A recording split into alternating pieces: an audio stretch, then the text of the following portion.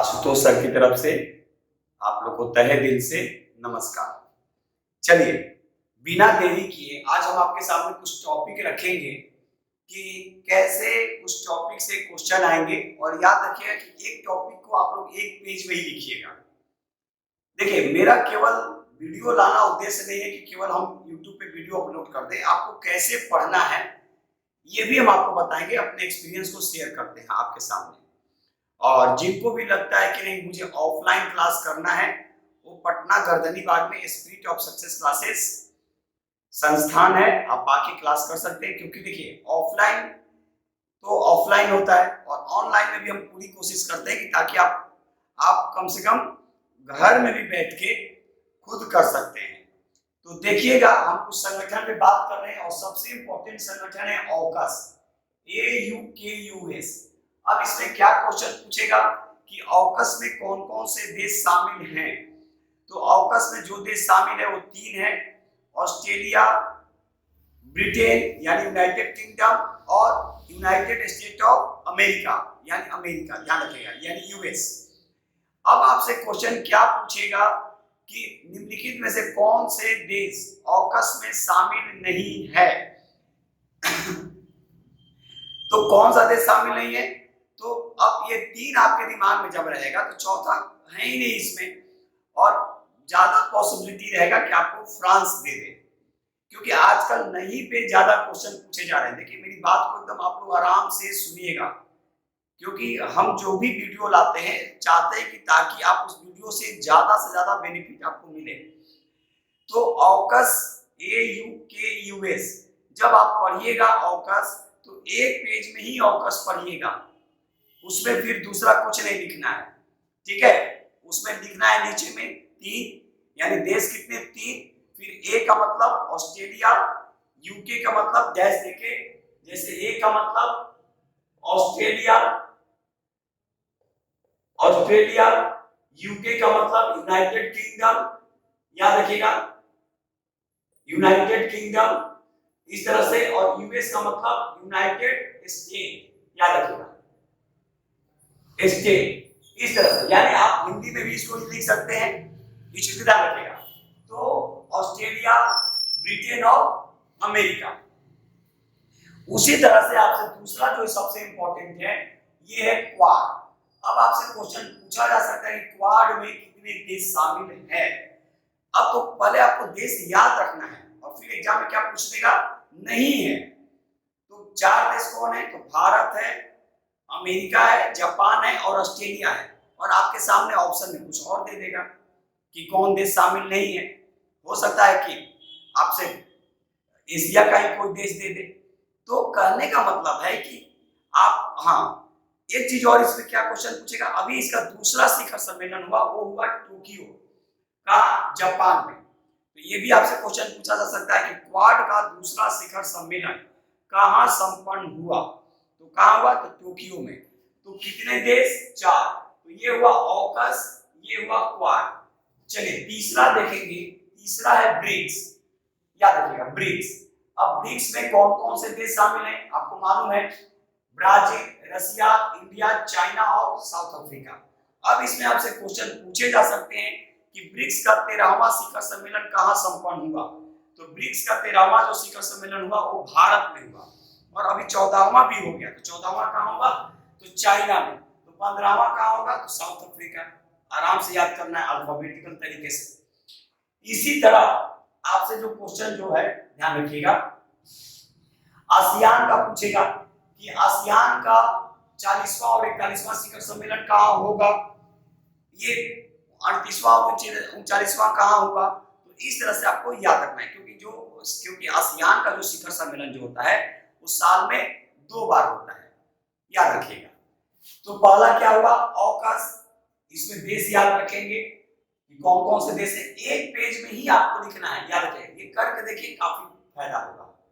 दूसरा है क्वाड, तीसरा है ब्रिक्स, चौथा है आसियान, पांचवा याद रखिएगा IMF, इंटरनेशनल मॉनेटरी फंड। अब इसमें महानिदेशक पूछ सकता है कि इसकी महानिदेशक कौन है, वो किस देश की है, वर्तमान में इसमें देशों की संख्या कितना है, इस पर भी हम लोग बात करेंगे। इसका 190वां देश कौन बना। तो ये सब आपसे क्वेश्चन पूछे जा सकते हैं। उसी तरह 6 में WTO वर्ल्ड ट्रेड ऑर्गेनाइजेशन पूछा जा सकता है कि अभी इसमें इसके महानिदेशक कौन है, इसकी स्थापना कब हुई थी, ये किसके स्थान पर लाया गया। तो इन सभी चीजों पे भी हम लोग आराम से बात करेंगे। आज सिर्फ हम लोग टॉपिक देखेंगे और आप लोग एकदम एक एक पेज में लिख के रखेंगे, क्योंकि एक पेज में ऑकस फिर दूसरे पेज में क्वाड, और ये करके देखिए आपको ज्यादा बेनिफिट मिलेगा। उसी तरह आपसे क्वेश्चन पूछे जा सकते हैं। ये हो गया IMF, WTO, फिर WHO के महानिदेशक कौन, ये पूछे जाने की संभावना है। इसके अतिरिक्त आप देखिएगा, ये तो काफी इंपॉर्टेंट है, G7 का आपसे क्वेश्चन पूछे जा सकते हैं कि G7 का 47वां शिखर सम्मेलन कहाँ हुआ। याद रखिएगा, G7 का 47वां शिखर सम्मेलन कहाँ हुआ, 48वां अभी हाल ही में कहाँ संपन्न हुआ और 49वां कहाँ होगा। ये सब आपसे क्वेश्चन पूछे जाने की संभावना है। फिर उसी तरह जैसे आप देश पे हम बात किए, उसी तरह इसमें भी पूछेगा, लेकिन इसमें यही क्वेश्चन पूछे जाने की प्रबल संभावना है कि 48वां शिखर सम्मेलन कहाँ हुआ या 47वां कहाँ संपन्न हुआ। उसमें भी और अलग तरीके से बात करेंगे। 9 नंबर G20, ये तो काफी इंपॉर्टेंट है। 16वां पूछा जा सकता है कहाँ हुआ, तो 16वां कहाँ हुआ, रोम में। 17 कहाँ होगा, तो बाली में। और 18वां तो काफी इंपॉर्टेंट है, क्योंकि ये भारत में होने जा रहा है G20 का 18वां शिखर सम्मेलन 2023 में। अब इसमें 2 से 3 तरीके से क्वेश्चन पूछे जाने की संभावना है। आपसे सबसे पहले ये क्वेश्चन पूछा जा सकता है कि G20 का जो 18वां जो शिखर सम्मेलन होगा वो कहाँ होगा।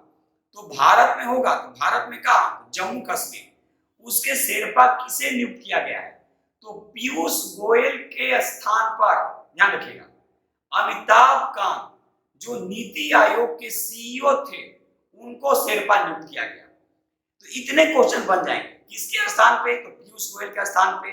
कौन, अमिताभ कांत। वो पहले क्या थे, नीति आयोग के CEO थे। तो अभी वर्तमान में नीति आयोग के CEO कौन, परमेश्वरम अय्यर। तो G20 आपको एकदम कई क्वेश्चन क्रिएट कर दिया है। खासकर जो G20 में जो शेरपा जो नियुक्त किए गए हैं अमिताभ कांत, उस पे तो क्वेश्चन बनेगा, इस चीज का रखेगा। और एक क्वेश्चन को आराम से 3 बार पढ़िएगा। अब याद करके गए कि G20 का जो 18वां जो शिखर सम्मेलन होगा वो भारत में होगा और उसके शेरपा नियुक्त किए गए अमिताभ कांत। लेकिन अब पूछ देगा वो किसके स्थान पर शेरपा नियुक्त किए गए हैं। अब यहाँ पे गड़बड़ हम करके आगे पूछ रहा है क्या आंसर कर रहे हैं। तो एक क्वेश्चन को जरूर से जरूर आप लोग 3 बार जरूर पढ़िएगा, टाइम सफिशिएंट रहता है। ये मेरा एक्सपीरियंस है और मेरा प्रैक्टिकल किया हुआ भी है, आपको ज्यादा बेनिफिट मिलेगा। फिर आप मुझे बताइएगा, हमारा तो नंबर भी YouTube पे है। इसके अतिरिक्त आपसे क्वेश्चन पूछा जाएगा, G7 हो गया, G20 हो गया, ये पूछेगा वो याद रखिएगा कॉन्फ्रेंस ऑफ पार्टी से क्वेश्चन पूछे जाएंगे। कॉन्फ्रेंस ऑफ पार्टी से क्वेश्चन पूछा जाएगा कि 26वां कहां हुआ, तो 26वां कहां हुआ, ग्लासगो में। याद रखिएगा कहां हुआ, ग्लासगो में। 27वां कहां होगा, तो ये होगा मिस्र में। और 28वां कहां होगा, तो ये होगा यूएई।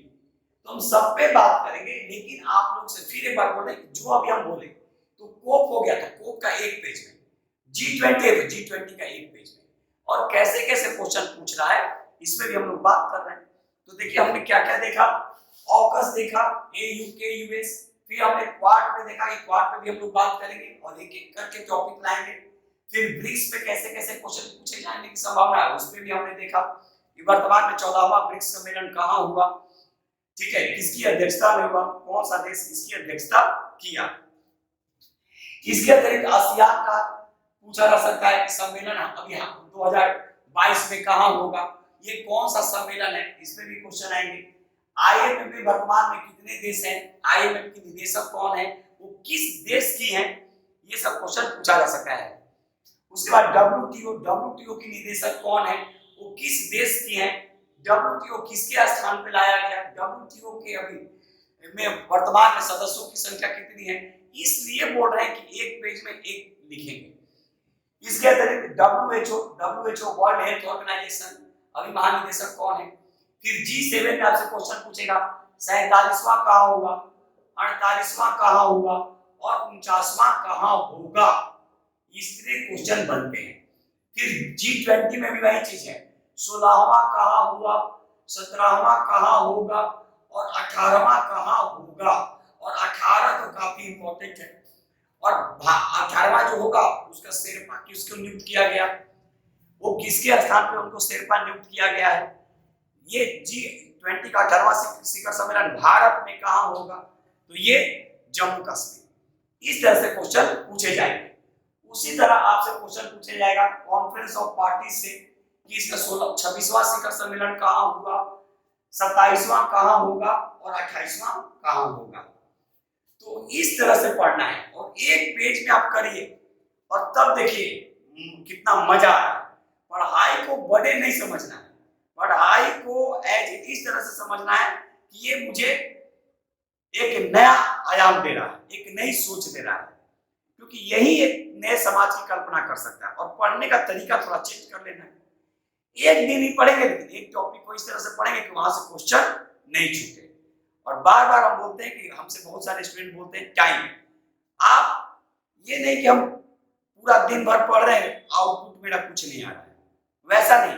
आप 2 घंटा पढ़िए, 3 घंटा पढ़िए, 4 घंटा पढ़िए, कंटिन्यू पढ़िए, रोज पढ़ना है। तैयारी यानी रोज करनी है, ये नहीं कि बीच बीच में छोड़ के तैयारी करनी है। हम अपने क्लास में ही बोलते हैं कि जिसको बीच में छोड़ के तैयारी करना है वो मेरे यहाँ नहीं आएंगे। जिनको कंटिन्यू तैयारी करना है, एक लंबे एक सिलेबस के अनुसार समय के साथ साल भर 1.5 साल एक अच्छे से तैयारी कर लीजिए, प्रॉपर तरीके से कर लीजिए, उसके बाद एग्जाम दीजिए, एकदम आपका सिलेक्शन होगा ही। अब ये नहीं कि 3 महीना किए फिर छोड़ दिए, फिर 3 महीना किए तो और कहेंगे कि हम इतने दिन से कर रहे हैं। आप छोड़ने के बाद फिर से 0 पे आ जाते हैं, ये चीज याद रखिएगा।